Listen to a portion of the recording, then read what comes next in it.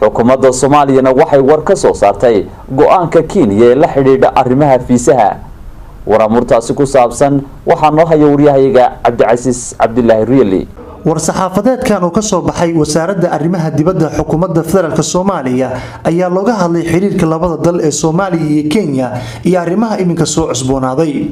wasaaradda arrimaha dibadda iyo iskaashiga caalamiga ee dawladda federaalka Soomaaliya ayada oo qadarinaysa wasaaradda arrimaha dibadda ee Jamhuuriyadda Kenya waxay aad uga walaacsan tahay go'aankii dhawaan ay qaadatay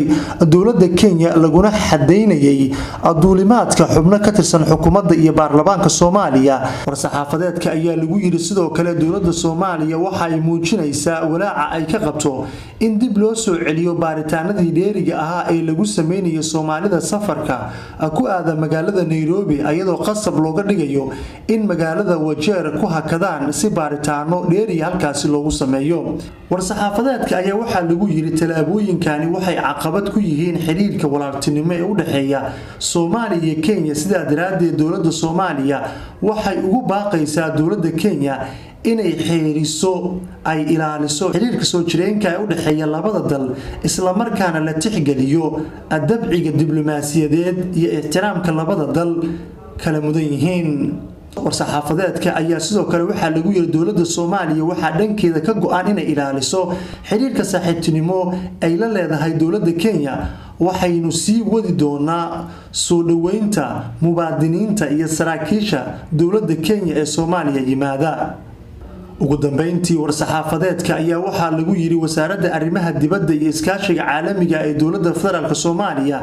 iyadoo fursadan ka faa'iideysanaysa waxay tixgelin iyo qadarin ballaaran u haysaa wasaaradda arrimaha dibadda Jamhuuriyadda Kenya dhawaan ayay dawladda Kenya markii si cad uga hortimid fiisaha dalgalka Kenya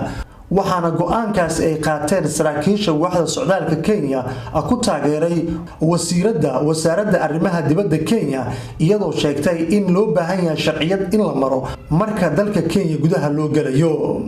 xiriirka ka dhaxeeya labada dal ee Soomaaliya iyo Kenya ayaa soo xumaanaya tan iyo markii la soo cusboonaysiiyay dacwadda badda taasi oo maxkamad caalami la geeyay waxaana muuqanaysa Kenya marba mar ka dambaysa si ay badda Soomaaliya u qaadato inay la imaanayso go'aamo adag iyo cadaadisyo ay saarayso dalka Soomaaliya shacabkeeda